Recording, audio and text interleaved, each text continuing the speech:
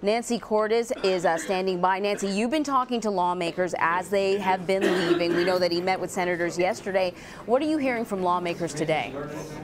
Some frustration from Democratic lawmakers who feel that they wanted more details from Rosenstein than they've been getting in these briefings, but also a number of members expressing surprise and some applause for Rosenstein for actually going ahead and appointing special counsel in this case, Robert Mueller, who's respected on both sides. This is something that Democrats in particular had been calling for and didn't expect that they would see from the Department of Justice, especially this quickly. So in a way, we've been getting a little bit less from this briefing today, Anne-Marie, than we did from senators yesterday, who were very eager to talk about what they had asked Mr. Rosenstein, what he had told them, what they didn't hear.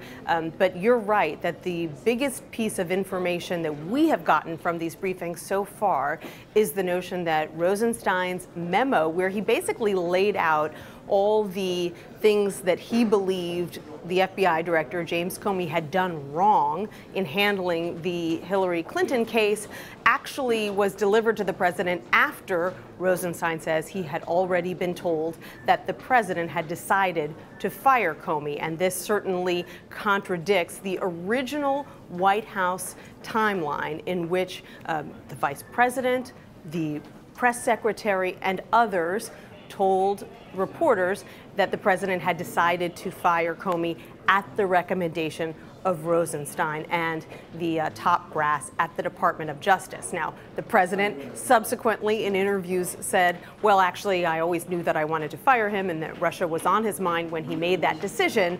But it shows that in Rosenstein's mind, the chain of events and what White House officials were led to believe by the president in the very beginning don't jive. So then the question becomes, why did Rod Rosenstein write that memo at all?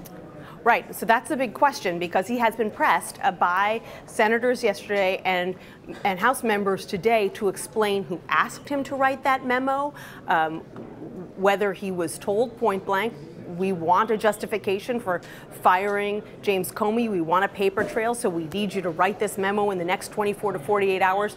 Those are the kinds of details that he has not been willing to share, and that has been frustrating for Democrats in particular, who want to know if he was put up to it, if he was essentially told to write this memo, which, there are a lot of lawyers and former prosecutors here on Capitol Hill, and many of them have said that this memo that he wrote was a bit unusual from the very beginning. It wasn't the kind of memo that you would normally see from A, lawyer, and B, a top lawyer in the Department of Justice. It was more casual. It just wasn't what you would typically expect from a lifelong official. And so that led to some questions about whether this was put together very hastily, whether it was in response to the president or someone else saying, I want this memo in 24 hours. Those are the kinds of questions that Democrats have.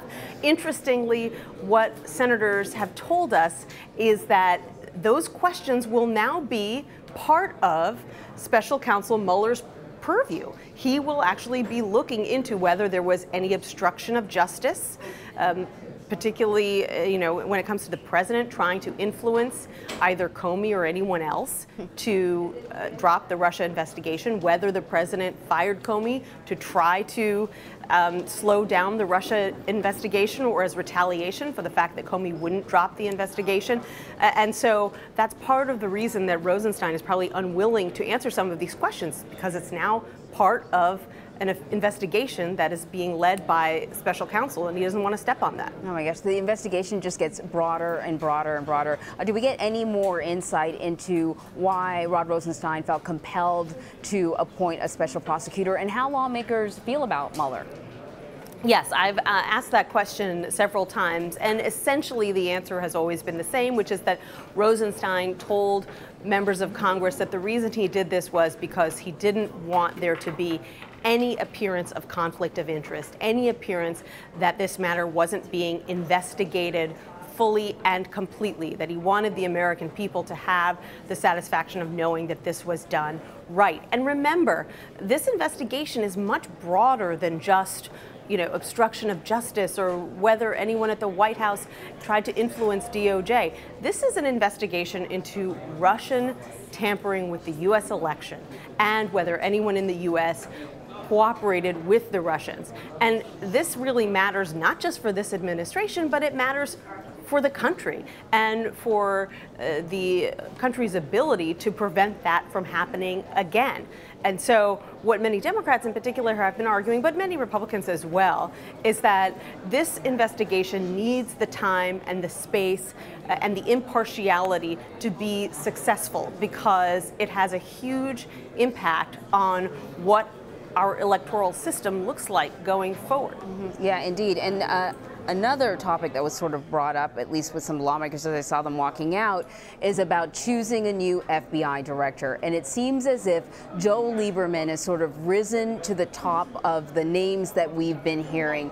The choice would have to be crucial, a very important choice for the president to make, considering the environment that we're in. You really, when you're looking for an FBI director, you're looking for somebody who is truly independent. What were lawmakers saying about the possibility of Joe Lieberman being the next FBI director? So interestingly, even though Joe Lieberman is a former Democratic senator, very well known here on Capitol Hill, eventually at the end of his time in Congress was an independent, most Democrats that I have spoken to oppose his nomination for FBI director. They are hoping that the president does not choose him. And many senators, at least at this point, say that they would vote against him. Now, why would that be? That's because, first and foremost, Democrats argue this should not be a political position. The FBI director historically has no background in elective politics. They don't think that that should change now. They also don't think that Joe Lieberman has the requisite skills to do the job. Yes, he is a lawyer, but he has no background in law enforcement and certainly no background at the FBI. They say this is a job that entails overseeing thousands of agents, and you really have to be steeped in the FBI and law enforcement culture to do the job right. Beyond that, Democrats kind of view Joe Lieberman as a fair weather friend. I mean, he was one of John McCain's top picks for vice president, don't forget, in 2000, actually campaigned for Sarah Palin, and has been very complimentary of some of the things that Donald Trump has done. So he's not someone who's seen by Democrats as a reliable member of the tribe.